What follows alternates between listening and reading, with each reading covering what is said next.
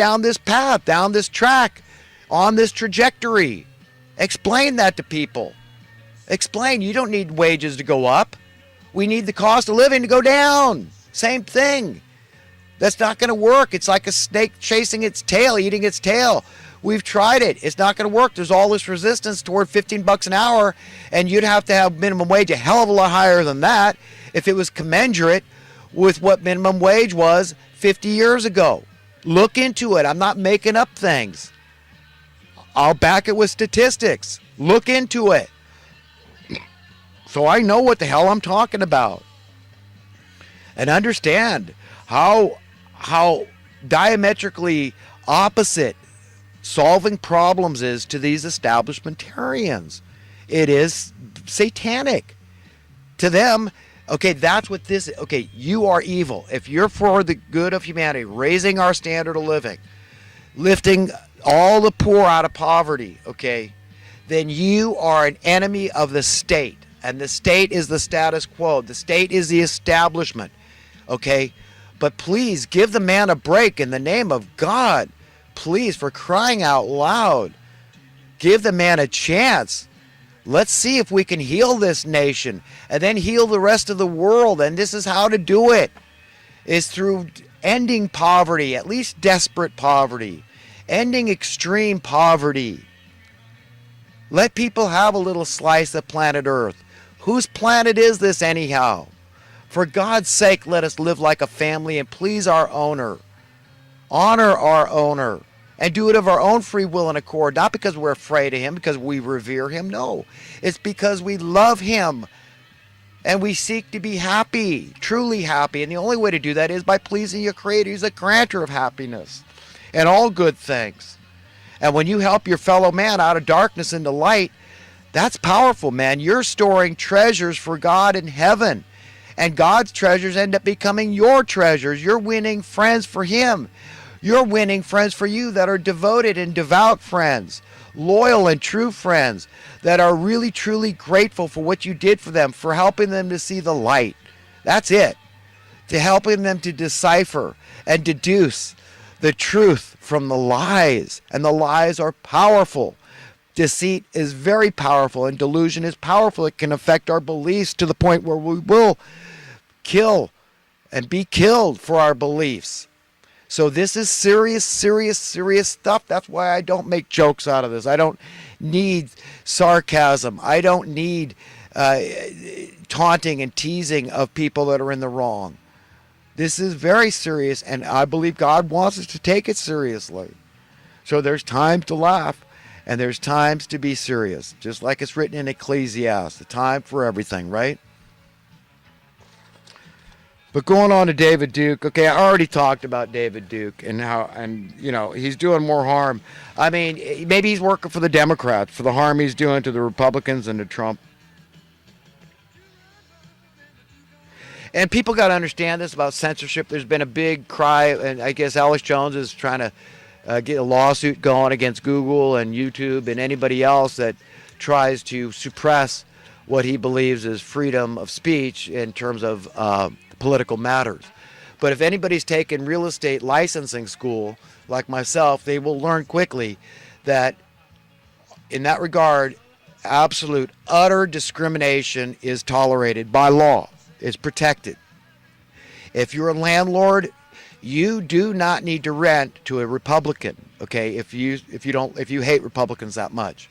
And conversely, if you're a Democrat or a Republican, you don't have to rent to Democrats if you hate them that much.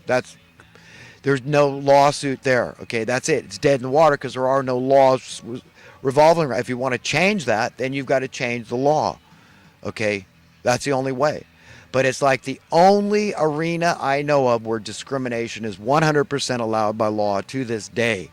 So everybody's got to get that through their heads. Understand what's going on here with that censorship. So if Google says, yes, we support the Democrat agenda, then they've got every right to not tolerate Republicans being on there. Then there's this argument about a public commons like a utility, and they actually have to, by law, allow everybody onto it. I'm not sure. They might have some kind of point. It might be the basis for changing the law. But that's what they've got to focus on, getting the law changed. So yeah, I'm all for changing the law. It's very divisive, and I'm opposed to anything that's divisive in this country. And censorship certainly is.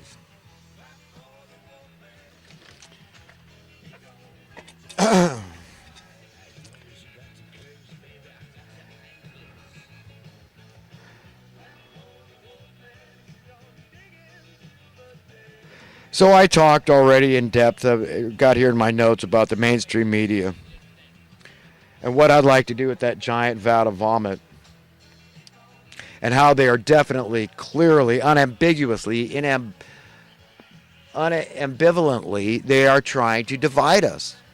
They want us irreconcilably divided. They would like to spur a new civil war. That would be good for a lot of people's business, for their relevance, sensational.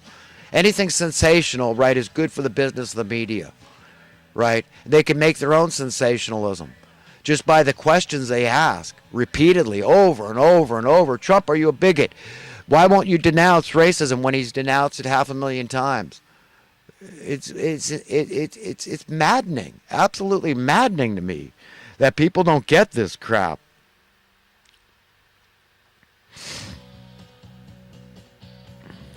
I saw TMZ and I listened to Harvey Lemon's comments. Sometimes I think I like Harvey Lemon. He seemed like a likable kind of fella, but, I don't know. I think sometimes he's just too much of a soft touch when it comes to condemning Trump. And, I just think he's not being fair. If he's not admitting that he sees the media slant, then he's just sucking up to his constituencies, or that's a perverted liberal. Okay, that's what that kind of thinking is. It's perverted. It's a perversion of liberalism. Okay, anybody that accepts squelching free speech, okay, is not a good American. Okay, that's it. They're not a good liberal. Okay, and that's it. If you're slanting and just say, oh no, we're just a group, all the actors in Hollywood, and we have a consensus in all the mainstream media, and if you go outside that thing, we'll condemn you. You'll be met with absolute consternation, and that's what I think a lot of people are afraid of. And they're chicken. They're just cowardly, and they're going to get a coward's reward when they face their maker. Okay, so I'm sorry, Harvey, but you know what? I mean, you better get serious, get real, and understand that you don't own yourself. Your parents didn't create you. They don't own you. You didn't create yourself. You don't own you. We're all owned. It's a gift from God that we have this human existence, and all of us got to step up to the plate and be somebody, okay? And say, what is really important to me at the end of the day when I stand before my Creator, my heart, my soul, my spirit, my mind, okay? That's it. That's all you can have to stand on, those invisible qualities that really make us who we are in character, our personality. That's all we really have. So it's a warning, and that's what a friend does. A friend tells you, hey, you're walking along a path and you don't know that there's a pit coming up. A friend warns you. Your enemy is silent because, well, you know what? I mean, I don't want to make them look ignorant.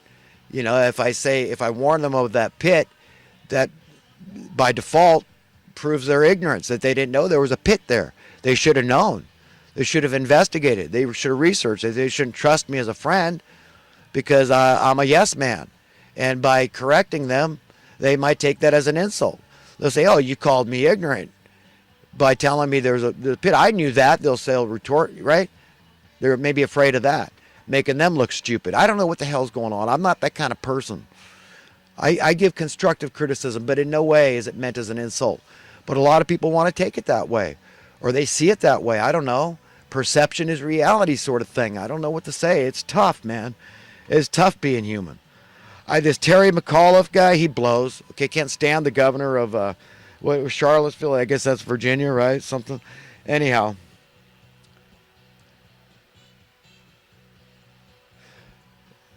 The reporter condemning anyone wearing a MAGA hat is a racist. I didn't see one MAGA hat at this white supremacist racist rally, but this reporter said, oh, look at these people. They're a bunch of Trump supporters that are white supremacists and racists that killed this woman. It's all their fault. Then they call themselves tolerant, the tolerant left, and Pissgate is fine. Pissgate is, you should be tolerant. Don't say a damn word about it. It's art. Tolerate Pissgate. Like Andrew Comio pointed out. I forgot his name. I'm terrible with names. I forget so much stuff. And 2 cops were killed in the helicopter crash. They're blaming the white supremacists for that. I don't know what the hell they had to do with it. But David Duke, why don't you go suck something, man, at Lemons, okay? Because, man, Trump doesn't need you. Go the hell away. You do him a hell of a lot bigger favor if you're a real supporter, and go support Hillary, okay? Do something else, man, because you make me want to vomit. You and all your supporters just do way more harm. But then your vote, okay, he doesn't need your damn vote. Fly a kite.